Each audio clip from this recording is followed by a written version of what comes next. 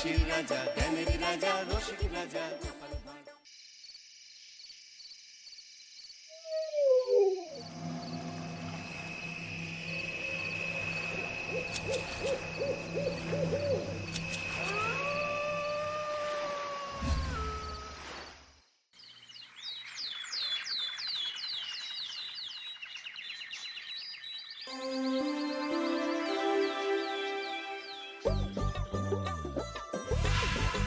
দূর দূর, হঠাৎ করে কেন যে এত চুল ঝরছে বুঝতেই পারছি না।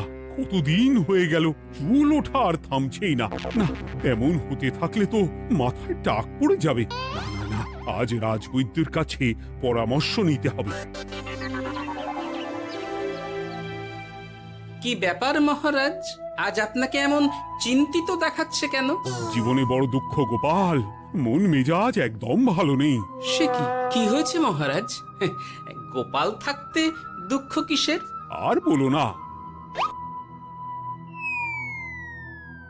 মাথার চুলগুলো আজকাল ঝড়ে পড়া পাতার মতো পটপট করে ঝরে যাচ্ছে।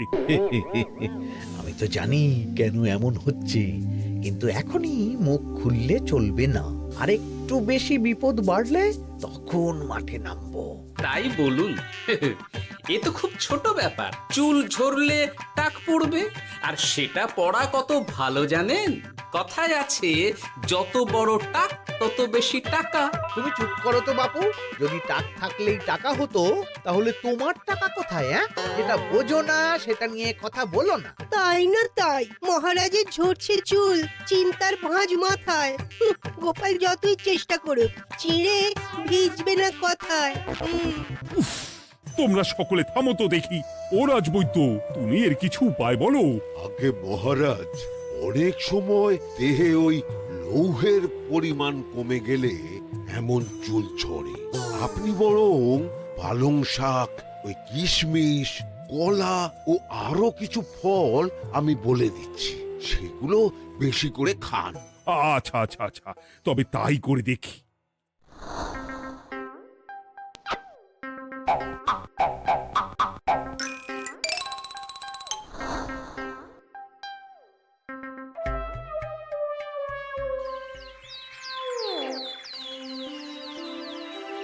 ও রাজবৈদ্য, তোমার কথা মতো শাক পাতা ফলমূল সবই তো খেলাম, চুল ঝরা বন্ধ তো হলোই না। তো জানতামই এমন হবে। কিন্তু মহারাজ, এমনটা তো হওয়ার কথা নয়। কিন্তু হচ্ছে তো। আরে আমার সাধে চুল, কোথায় চলে গেলি সব? এর জন্য তুমি দায়ী। তুমি এর জন্য শাস্তি পাবে বৈদ্য। আমাকে আমাকে ক্ষমা করে দিন মহারাজ, এমনটা হবে এ তো আমি ভাবতেই পারিনি। কিছু মনে করবেন না মহারাজ, ছোট মুখে বড় কথা বলছি।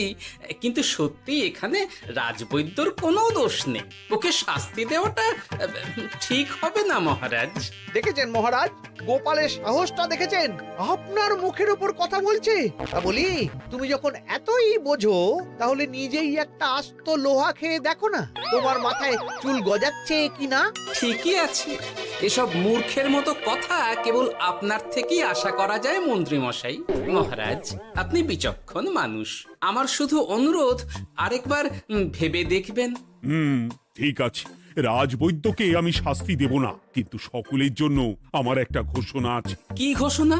আমার এই কঠিন সমস্যা যে দূর করে দিতে পারবে, তাকে আমি বিশেষ পুরস্কারে ভূষিত করব। এই তো পেয়েছি। এই সুযোগ কোনোভাবেই হাতছাড়া করা চলবে না। এবারের সমস্যাটা সত্যি বেশ কঠিন। কি করলে যে মহারাজের চুল পড়া বন্ধ হবে সেই উপায় মাথাতেই আসছে না। হঠাৎ করে কেন যে এমন হলো কে জানে।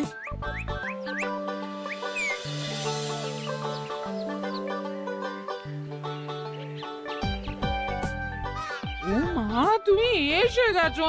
একটু বসো, আমি তেলটা মেখেই হাত ধুয়ে খাবারটা বাড়ছি। হ্যাঁ, সে ঠিক আছে, কিন্তু তুমি কিসের তেল মাখছো এটা?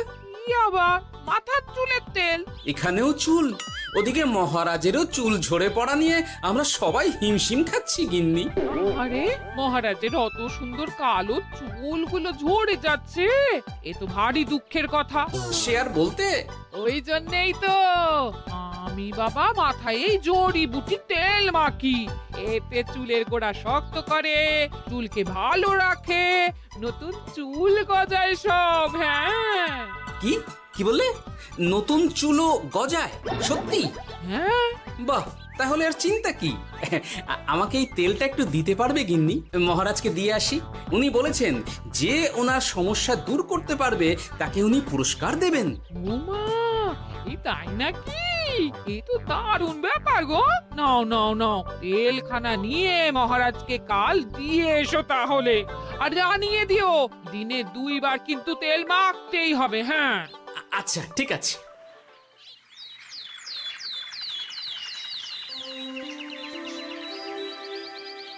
কোনো উপায় খুঁজে পেলে তোমরা? আগে মহারাজ, আমি আপনার জন্য নকল চুল বানিয়ে এনেছি। যতদিন আপনার চুল পড়া বন্ধ না হচ্ছে ততদিন আপনি এটা পরে ব্যবহার করতে পারেন। সে তো বুঝলাম, কিন্তু নকল চুল তো আর আসল চুলে জায়গা নিতে পারবে না বিজ্ঞানী। আসল চুলের কথা ভেবে আমি আপনার জন্য কেশুত্তে পাতা এনেছি মহারাজ। আচ্ছা বেশ। তা গোপাল, খুব তো আগের দিন বকবক করছিলে, তুমি কি এনেছো শুনি? সেটা যথাসময়ে দেখতে পেয়ে যাবেন মন্ত্রী মশাই। এটা জড়িবুটি তেল মহারাজ। আমি এটা আপনার জন্য এনেছি। এতে নতুন চুল গজায় আর চুলের স্বাস্থ্যও ভালো হয়। আমার গিন্নিও ব্যবহার করে এটি, তবে দিনে 2 বার করে মাখতে হবে, তাহলেই ভালো ফল পাবেন মহারাজ। বাবা, তাহলে তুমি কেন মাখো না? আচ্ছা, আপনার সমস্যাটা ঠিক কোথায় বলুন তো মন্ত্রী মশাই? মহারাজের জন্য কিছু আনলেও কথা শোনান, না আনলেও কথা শোনান। সত্যি তো মন্ত্রী, কেন তুমি সব সময় গোপালের পিছনে পড়ে থাকো বলো তো? এরা তো তাও সবাই কিছু না কিছু আমার কথা চিন্তা করে এনেছে, তুমি তো সেটাও করনি। না, আসলে মহারাজ, আমিও ভাবছিলাম আপনার কথা, কিন্তু থাক, বুঝেছি। আহ, দারুণ। তেলের গন্ধটাও খুব সুন্দর। গোপাল, তোমায় অনেক ধন্যবাদ। আশা করছি ব্যবহার করলে খুব ভালো ফল দেবে। একদম দেবেই মহারাজ। দূর বাবা, ভেবেছিলাম এক, হলো আর এক। কোথা দিয়ে যে গোপালটা মাঝখান দিয়ে এসে নাক গলিয়ে ঢুকে পড়ে, খুব শক্ত পুরস্কার নেওয়ার। দেখাচ্ছি মজা।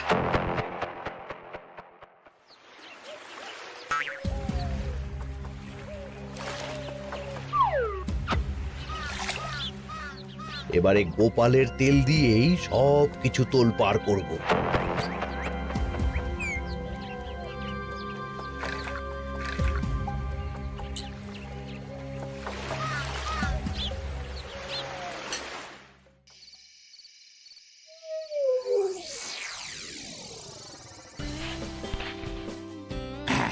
ব্যাস, হয়ে গেল 2 বার মাখা। গোপাল বলেছিল এতেই ভালো ফল পাব, কিন্তু এখন মাখার পর মাথাটা কেমন জ্বালা জ্বালা করছে মনে হচ্ছে। হয়তো নতুন চুল গজাবে বলে এমন হচ্ছে। কাল সকালে বোঝা যাবে।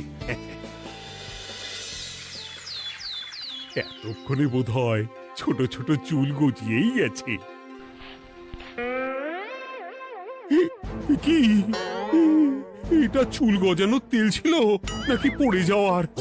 হে ভগবান, যেটুকু বাকি ছিল সেটাও ঝরে পড়ে টাক পড়েই গেল। গোপালই হলো যত নষ্টের গোড়া। আজ আসুক সভায়।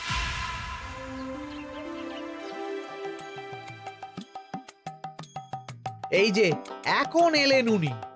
ও কি মহারাজ, আপনি এমন কাপড় মাথায় জড়িয়ে বসে আছেন কেন? তুমি আর এমন প্রশ্ন জিজ্ঞাসা করো না গোপাল, তোমার দয়াতেই মহারাজের এমন অবস্থা। মানে? মানেটা আমি তোমায় দেখাচ্ছি, দাঁড়াও। এই যে গোপালের দেওয়া তেল মেখেই আমার এমন হয়েছে, আর তার জন্য আমি তোমাকে কোনোদিনও ক্ষমা করব না গোপাল।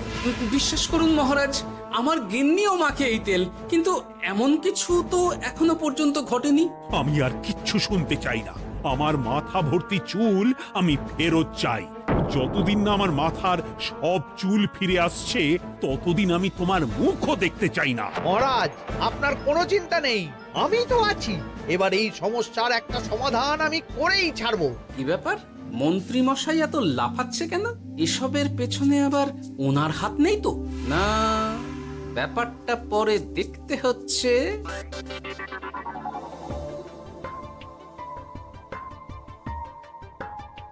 আমি বলি কি মহারাজ, এই সময়টা বরং আপনি নকল চুলটা মানে মানে পরচুলা ব্যবহার করুন। হ্যাঁ, অগত্যা, কিছু তো একটা গন্ডগোল আছেই। গিন্নিও তো রোজ মাথায় তেল মাখে, কই এমন তো হয় না। মন্ত্রী যদি কিছু করেও থাকে তাহলেও হাতে নাতে ধরবো কিভাবে? ও কি গো গোপাল দাদু, এখন এই সময় তুমি রাজসভা ছেড়ে এখানে? তোদের দাদু আর রাজসভায় যাবে না রে? কি বলছো গো? কেন? আর কেন, বিনা দোষে এমন শাস্তি। তোমায় শাস্তি দিয়েছে? তুমি শুধু বলো কে তোমার সাথে কি করেছে, বাকিটা আমরা বুঝে নিচ্ছি। আচ্ছা বলছি, কৃষ্ণনগরের মন্ত্রী মশাইয়ের বাড়িটা কোন দিকে একটু বলতে পারবেন? কৃষ্ণনগরে নতুন নাকি? আগে তো আপনাকে কখনো দেখেছি বলে মনে পড়ছে না। হ্যাঁ, আমি এখানে থাকি না, আমি এখানে আমার কাজে এসেছি, তাই মন্ত্রী মশাইয়ের বাড়ির ঠিকানাটা যদি একটু বলে দেন। নিশ্চয়ই, এ পথ দিয়ে সোজা চলে যান, তারপর কিছুটা ডান দিকে গেলেই পেয়ে যাবেন। আচ্ছা, অনেক ধন্যবাদ। ভিন গাঁয়ের লোক মন্ত্রী মশাইয়ের বাড়িতে? ব্যাপারটা বেশ সন্দেহজনক লাগছে। এই এই গুলটে ন্যাপলা, তোরা তোরা দুজন একটু আড়াল থেকে দেখতো লোকটা মন্ত্রী মশাইয়ের বাড়িতে ঠিক কি জন্য এসেছে, তারপর আমায় খবর দিস। ঠিক আছে গোপাল দাদু। তোমার আবার এখানে আসার কি দরকার ছিল? আমি তো বলেছি যে আমি ঠিক গিয়ে তোমার পাওনা গন্ডা মিটিয়ে দেবো। মিটিয়ে দেবে? কতদিন হয়ে গেছে জানেন? দেখো, হয় আমার কীটনাশক আর সার সব ফিরিয়ে দিন, নয়তো আমার জিনিসের দাম মিটিয়ে দিন। কীটনাশক, সার আর কি করে ফেরত দেবো বলো? ও তো সব পুকুরের জলে মিশে গেছে। ওসব আমি জানি না, আমার পাওনা গন্ডা মিটিয়ে দিন, ব্যাস। চল চল, এখনই তাহলে গোপাল দাদুকে গিয়ে সব জানাই। হ্যাঁ, চল চল। দাদু, ও গোপাল দাদু, তোরা এসে গেছিস? আয় আয় আয় আয় আয়। মন্ত্রী মশাইয়ের মুখ থেকে অনেক খবর পেলাম। তাই নাকি? কি শুনি? মন্ত্রী মশাই ওই লোকটার কাছ থেকে অনেক কীটনাশক সার নিয়েছে, কিন্তু এখনো জিনিসের দাম মেটায়নি। হ্যাঁ, ওই জন্যই তো মন্ত্রী মশাইয়ের উপর লোকটা খুব রেগেছিল, হুমকিও দিয়েছে এক সপ্তাহের মধ্যে জিনিসের দাম সব মিটিয়ে দিতে হবে। তাই নাকি? কিন্তু কীটনাশক সার নিয়ে মন্ত্রী মশাই কি করবে? সেটা তো বলতে পারবো না দাদু, তবে হ্যাঁ, মন্ত্রী মশাই ওই লোকটাকে বলছিল যে ওই সব কীটনাশক সার পুকুরের জলে মিশে গেছে। কি বললি? পুকুরের জলে? আচ্ছা, এবার দুয়ে দুয়ে চার করা গেল। অনেক ধন্যবাদ রে তোদের। বল বল, তোরা কি খাবি? কিচ্ছু লাগবে না গোপাল দাদু, তবে ভোলা বয়ের আর মিষ্টি খাওয়ালে। আচ্ছা আচ্ছা। কি করে যে মহারাজকে আসল ব্যাপারটা বোঝাই, কিছু তো একটা উপায় বের করতেই হবে। তা বলি বাবা, রাজসভায় যেতে হবে না বলে কি সারাদিন এইভাবেই শয়নে শয়নে দিন কাটাবেন বাবা? হ্যাঁ, উপায় পেয়ে গেছি। বুঝলে গিন্নি, আমাকে একটা জায়গায় যেতে হবে, বুঝলে? তারপর ওখানে যদি কাজ হয় তাহলে আগামীকাল রাজসভায় আমি যাব। কিন্তু তুমি যে বলেছিলে তোমার এখন ছুটি। হ্যাঁ, কি আর করি বলো, গুরুত্বপূর্ণ একটা কাজ, তাই যেতেই হবে। আচ্ছা যাও। কই গো বিজ্ঞানী? আরে গোপাল যে, বলো। এই যে বিজ্ঞানী, একটা বিশেষ দরকারে তোমার কাছে এলাম, বুঝলে? হ্যাঁ, বলোই না। আচ্ছা, এই দূষিত জলকে কিভাবে আবার পরিশুদ্ধ করে বলতে পারবে? কেন পারবো না? জলের মধ্যে একটু চুন আর ফটকিরি দিয়ে দিলেই জল আবার দূষণমুক্ত হয়ে যাবে।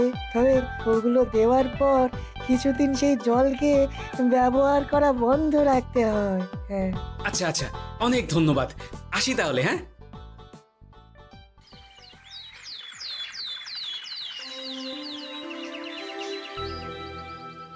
ছায়া পড়েছে, ছায়া পড়েছে।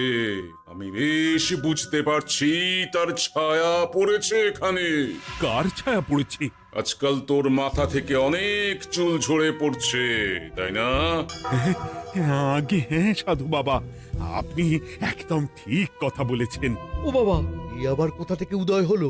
আরে আমি একা গিয়ে সেই স্নানের পুকুর পরিদর্শন করতে চাই। যথা আজ্ঞা বাবা।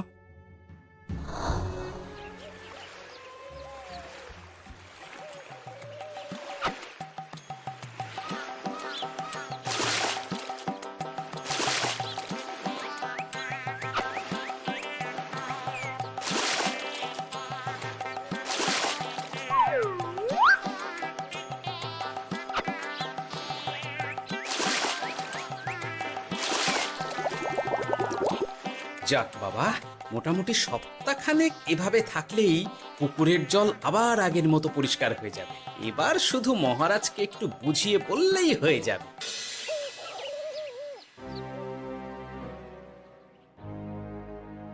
কি বুঝলেন সাধু বাবা? আমার অনুমানটাই ঠিক ছিল। পুকুরের জলে কালো ছায়া পড়েছে, কুদৃষ্টি পড়েছে, তাই এমন হচ্ছে। সে কি? কি কালো ছায়া? যত সব বাজে কথা। জল দূষণ করলাম আমি, আর দোষ পড়ছে কালো ছায়ার উপর। তাহলে এখন কি হবে? চিন্তার কোনো কারণ নেই। আমি মন্ত্রপুত ভস্য ছড়িয়ে দিয়েছি। 1 সপ্তাহ ওই পুকুরের জল স্পর্শ তো দূর, পুকুরের কাছেও যাওয়া নিষেধ। তাহলে আমার মোহরের কি হবে? যথা আজ্ঞা সাধু বাবা।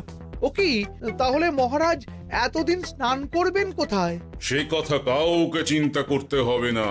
মহারাজের ওপরে কালো ছায়া পড়া জল পড়েছে, তাই আগে সেটা শোধন করতে হবে। আমাকে তাহলে কি করতে হবে সাধু বাবা?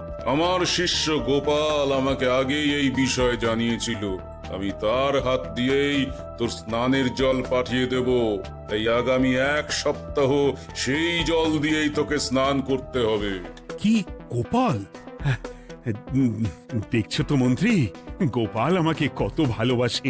আমি ওকে কত কথা শোনালাম, কিন্তু না না না না, কাল থেকেই আমি আবার গোপালকে রাজসভায় ডেকে আনবো। আমি আসছি, আমার কাজ হয়ে গেছে। আর হ্যাঁ, তোর স্নানের পুকুরের চারিদিকে প্রহরীর বন্দোবস্ত কর। কাক পক্ষীও যেন ওখানে প্রবেশ করতে না পারে। আচ্ছা বাবা, আচ্ছা।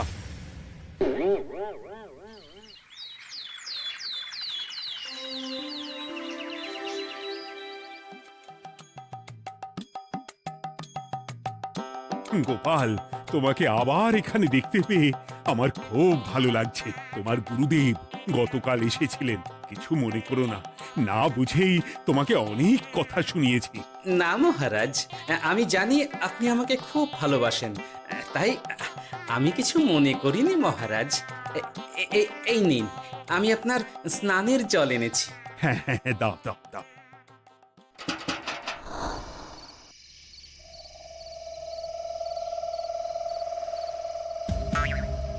ও বাবা, পুকুরের কাছে যে গিয়ে দেখবো সে উপায় নেই। চারপাশে প্রহরীতে ভর্তি, তাহলে কি সত্যি সত্যি কালো ছায়া পড়েছে? ভালোই হলো, পাওনাদারকে বলে দেবো কীটনাশকটা জালি ছিল। হি হি।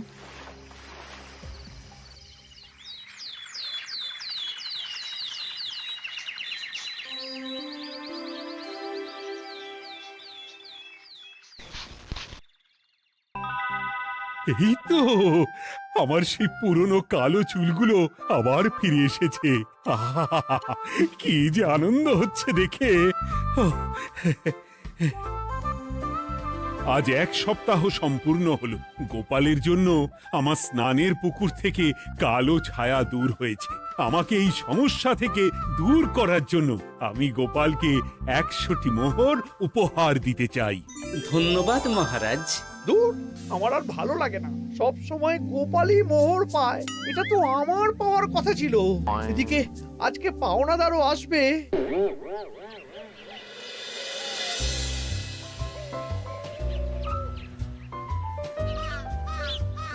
গোপাল দাদু, ওই লোকটা এসে গেছে। আচ্ছা, আসছি। এটা তো মন্ত্রীর বাড়ির দিকে রাস্তা। আমরা তাহলে ওদিকে কেন যাচ্ছি গোপাল? আপনার পুকুরের আসল রহস্যটা কি সেটা আপনি জানবেন না মহারাজ। মানে নিজের চোখেই দেখুন, তাহলে বুঝতে পারবেন। আর একটু সময় দাও আমায় ভাই, এমনিতেও তোমার কীটনাশক কোনো কাজের নয়। কি এখন এসব কথা? আর একদিনও সময় দিতে পারছি না। একটু বোঝো, একটু। সব আমি মহারাজের পুকুরের জলে মিশিয়ে দিয়েছি। মন্ত্রী, তুমি তাহলে সেই কালো ছায়া? মহারাজ, আপনার পর্দা ফাঁস হয়ে গেছে মন্ত্রী মশাই। তুমি তাহলে সবটা জানতে? একদম প্রথম থেকে। রে, খুব জোর ফেঁসেছি। এদিকে পাওনাদার, ওদিকে মহারাজ, এইখান থেকে কেটে পড়তে হবে। গন্ডগোল করে আবার পালানো হচ্ছে কবে রে? বলো, কেন করেছিলে? মহারাজ, আমি ভেবেছিলাম আপনার সব চুল উঠে গেলে আমি আপনার কাছ থেকে চুল গজানোর ওষুধ দেওয়ার নামে অনেক টাকা লুটবো। কিন্তু সেই ভাবনা ভাবনাই থেকে গেল, সেগুড়ে যে বালি হয়ে গেল। ভাবা যায় চুলের জন্য চুলো চুলি, হ্যাঁ?